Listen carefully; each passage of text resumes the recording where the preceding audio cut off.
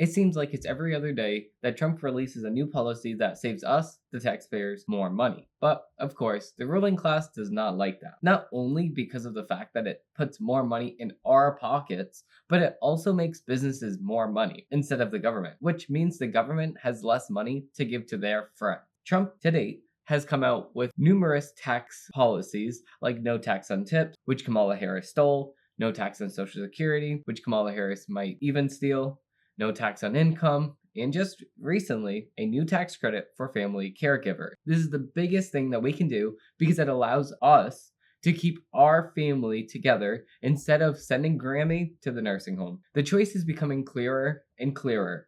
Do you want a person that has family at the forefront, or do you want a person that puts family last and wants to allow people that are not citizens to take your money, opportunities, and countless other things, like your livelihood, or make your streets less safe so you can even raise your own family? I sure know exactly who I'm going to vote for in 8 days, and I'm voting for Trump. It's not even a question, especially after Trump went on Joe Rogan just a few days ago. We're going to be digging into all of that and a lot more on today's episode. Facts over tracks, isn't that spitting slow, spitting fast, I could roast, I could gas, think I'm okay at last, but I don't know if that can erase all the past. So, digging right in, we actually have Trump's new tax policy that he implemented, or he is going to implement if he is elected in November. And he actually releases tax policy at Madison Square Garden, and the tax credit is for family caregivers. They add so much to our country, and they never spoken of ever, but they're going to be spoken of now. Former President Donald Trump introduced a new policy proposal during his Sunday evening rally at New York's famous Madison Square Garden, a tax credit for Americans who serve as caregivers for family members. Trump made this announcement when he finally took the stage after remarks from a number of campaign surrogates, from former Democrats Robert F. Kennedy Jr.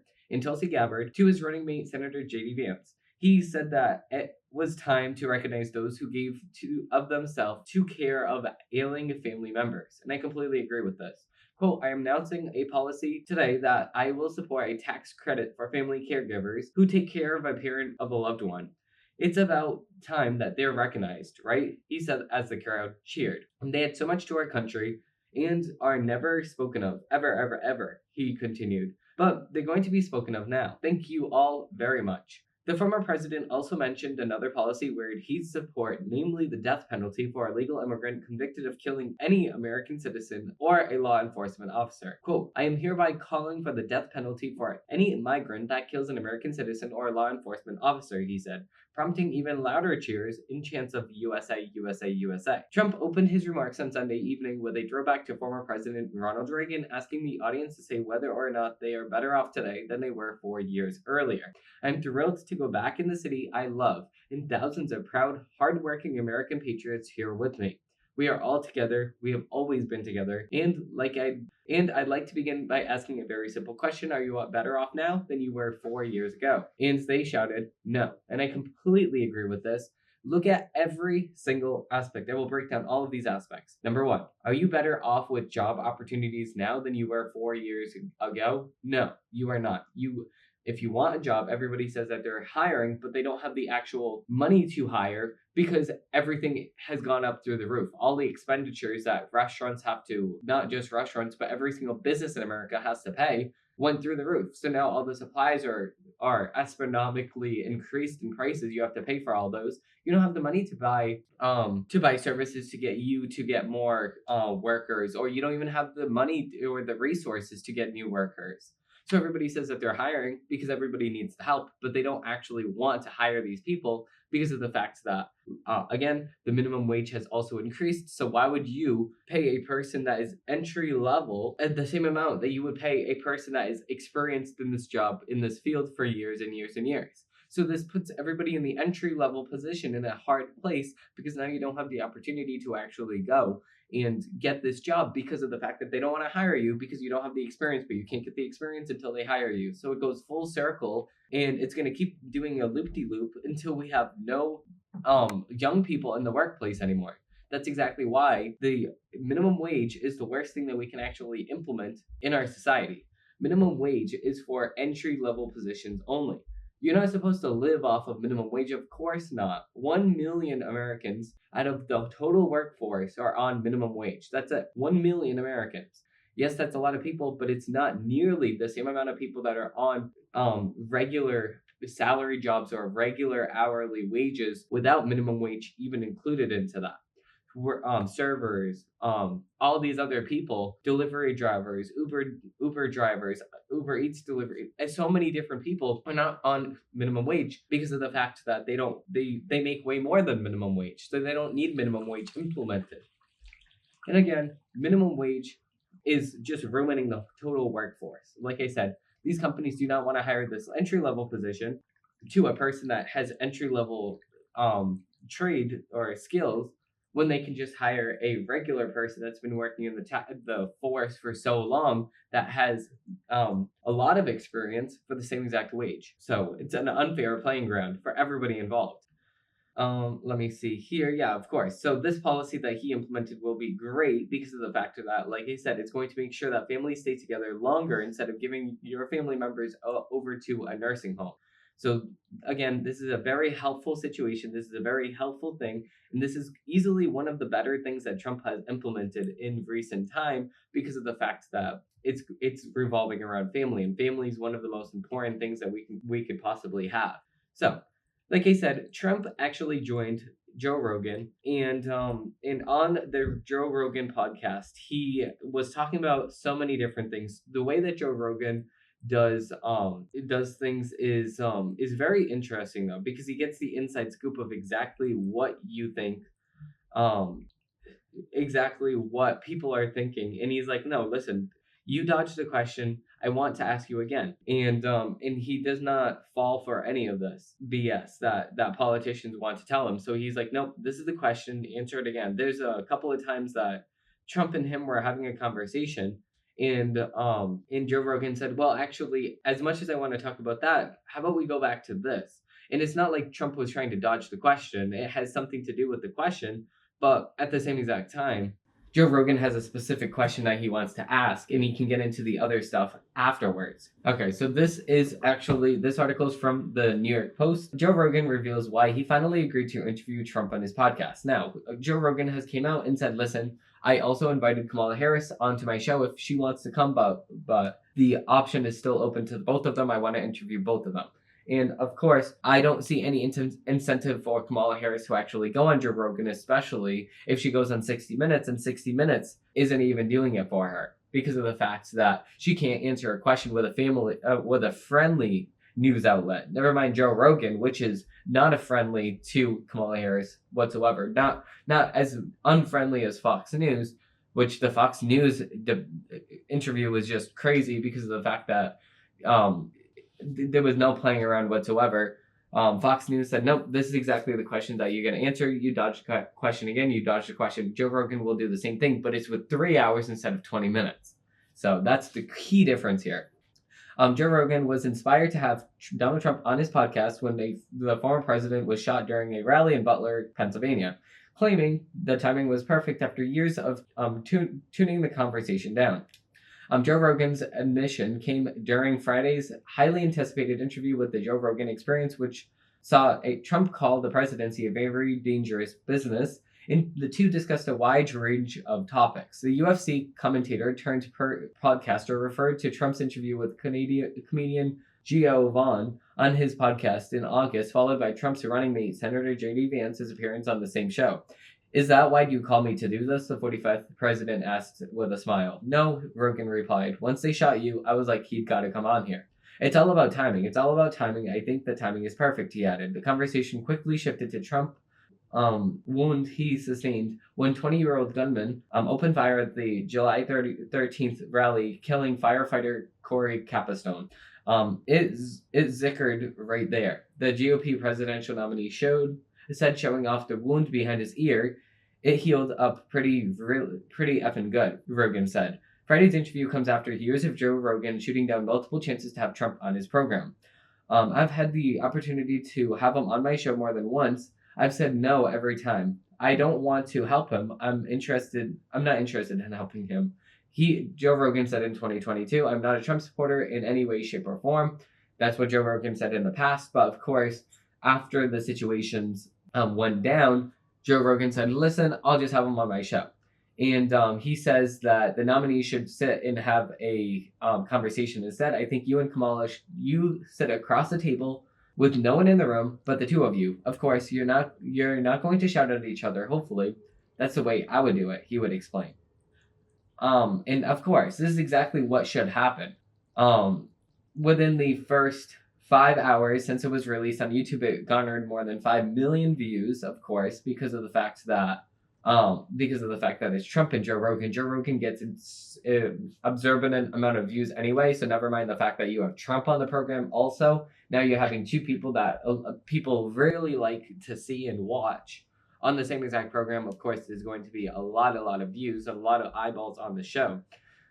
Again, I advise everybody to watch the whole entire thing. I still didn't even watch the whole thing. I got until about half of it. I was doing the laundry. I was doing some chores. That's exactly what I do while I'm watching podcasts anyway. And I just put it on in the background and I listened to it and I said, this is an actual really good conversation. Joe Rogan was asking a lot of questions. So again, I think that, yes, both of them should do this. And I think that, yeah, they should have a person like Joe Rogan on one side, and then they should have another person that's a moderate on the other side. And there's going to be two moderators, one on both sides of the aisle, which I think that Joe Rogan is more in the middle of things. He's not really too much to one side or the other side, but he's more in the middle of things.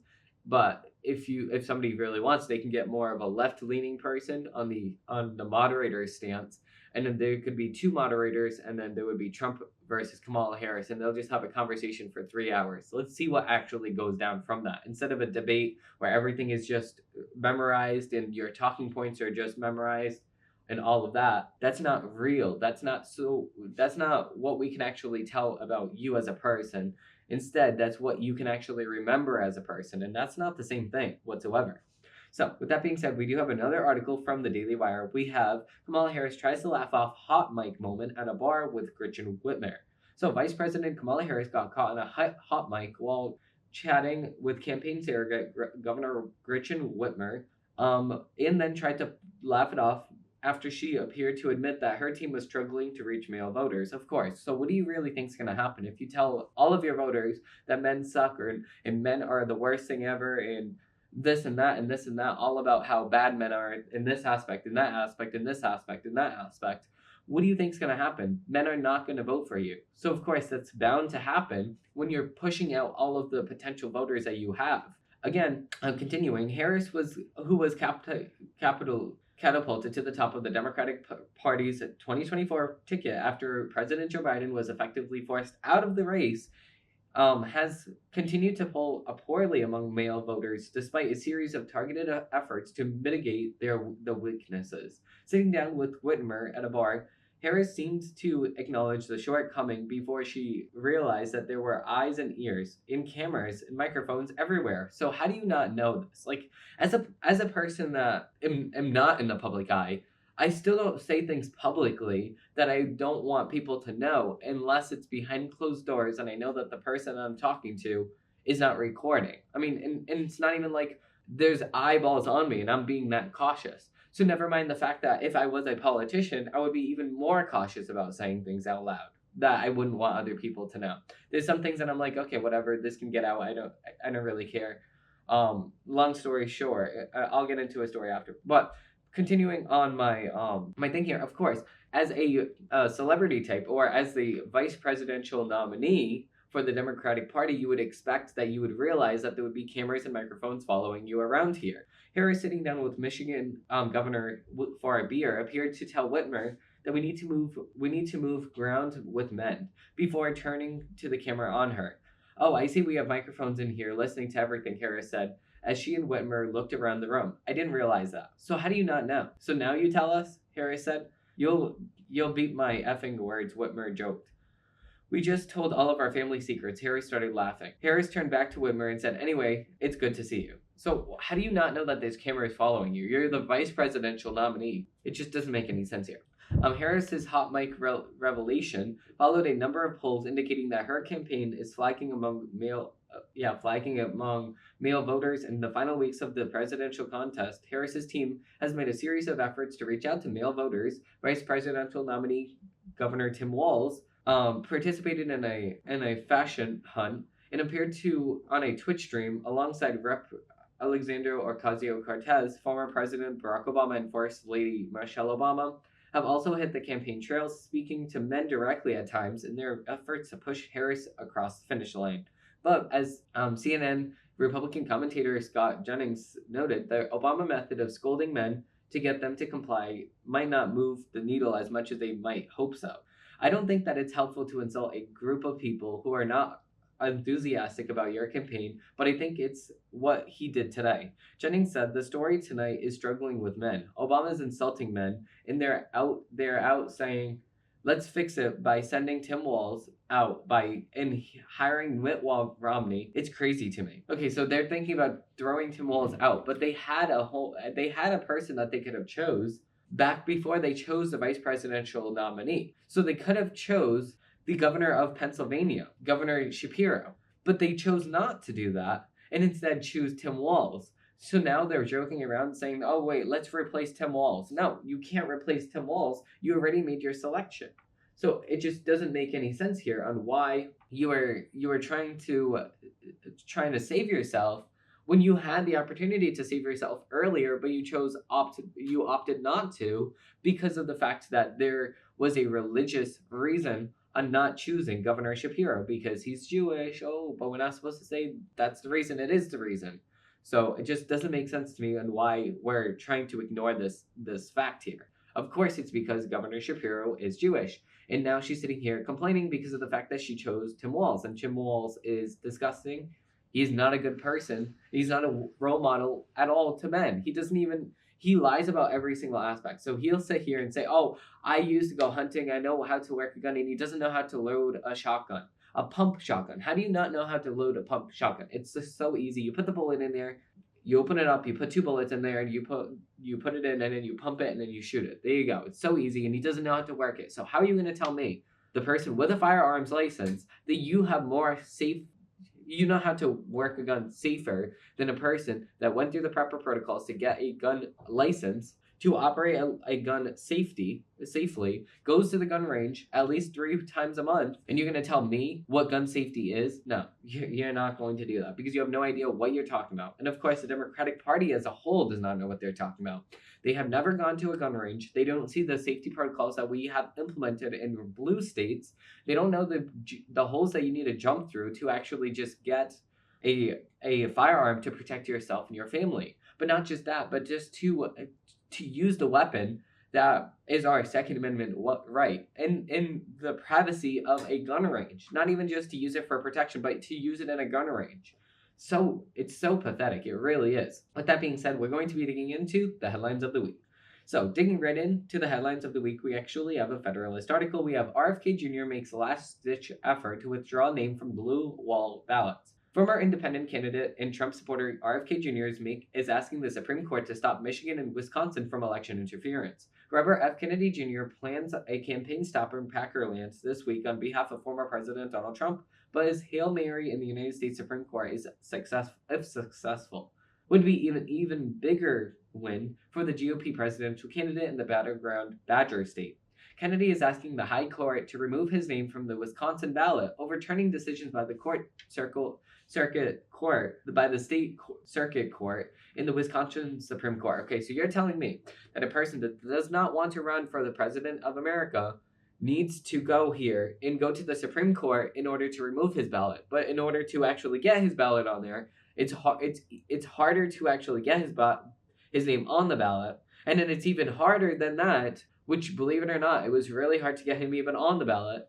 It's harder than that to get him back off the ballot. It just doesn't make any sense. And then there's a person that's running as a Democrat in a Democrat state that wants to run as a Democrat, but they're not allowing him to do so. So it just doesn't make any sense here. They'll pick and choose whether you are on the ballot or not on the ballot. So how is that democratic if you're choosing who to allow on the ballot and who not to allow on the ballot? It just doesn't make any sense. How do you have the power to do so? The Kennedy family, who ended his presidential campaign and endorsed Trump in August, also has asked the United States Supreme Court to take his name off the Michigan ballot. It's a last-ditch effort to help Trump win 2 so-called blue wall states in his third-party inclusion could peel away critical voters from the former president to give Trump's Democratic opponent, President Kamala Harris, an electoral lift. In a race this close, every swing state vote matters. So, if those who would vote for Trump in a two-way race pull the lever for Kennedy's ghostship of a campaign, Democrats will gladly take it. Nat Bennett, co-founder of the center-left think tank Third Way, told The Hill in a story gloating about the damage RFK Jr.'s name could do in two critical swing states. Real Clear Politics averages of polls showing Trump leading Harris by a whisker, 0.2% points in both Michigan and Wisconsin, going into the last week of the campaign before Election Day. Core political speech. Elections officials in both states assert that millions of absentee ballots have already been printed and distributed for early voting, and that allowing Kennedy's request would disrupt the status quo. Okay, it does not matter. Don't allow early voting if the ballots are not ready. This is just the most absurd thing here. This is the most absurd reason not to allow Kennedy to get off the ballot. Why do you have this pathetic excuse? Oh, we already printed them. Okay, reprint them. Well, you think that you care about us spending a couple $100 more to print more ballots? You don't care about money. Don't make that the excuse here. How about you allow the people that want to be on the ballot, and don't allow the people that are not on the ballot or don't want to be on the ballot not on the ballot? It just doesn't make any sense here. Okay, so whatever. You printed millions of absentee ballots. That's your fault for allowing them. I don't feel bad for the state. You printed the ballots knowing that RFK Jr. dropped out of the race. So why did you continue printing the ballots? It just does not make any sense. He dropped out months ago. The Wisconsin Elections Commission in September voted 5-1 to keep Kennedy on the ballot, which does not make any sense because he dropped out. Why are you going to keep somebody that dropped out of the race on the race? That's only for one reason and one reason only. That's because of the fact that they know that Kennedy will take votes away from Trump. So they're doing this on purpose to make sure that Trump has a less than stellar % chance of actually winning the swing states. That's exactly the reason. Of course, any person who files nomination papers and qualifies to appear on the ballot may not decline nomination. The name of the person shall appear upon the ballot except in the case of death of the person. That does not make any sense.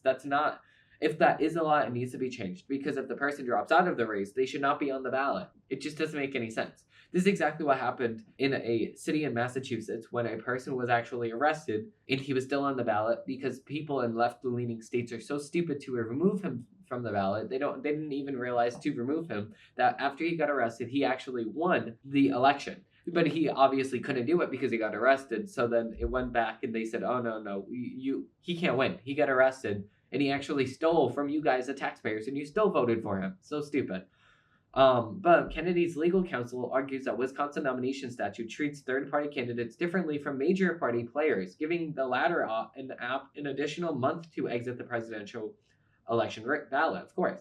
Such disparate treatment, Kennedy argues, is a violation of the Constitution's Equal Protection Clause and his First Amendment rights. In short, Kennedy's support for Trump is being compressed by Wisconsin's insistence that he remains on the ballot, a move expected to hurt the presidential campaign he is supporting. Of course, because of the fact that they know that it is going to hurt the campaign that he's supporting. Of course, that's exactly the reason why they're doing it.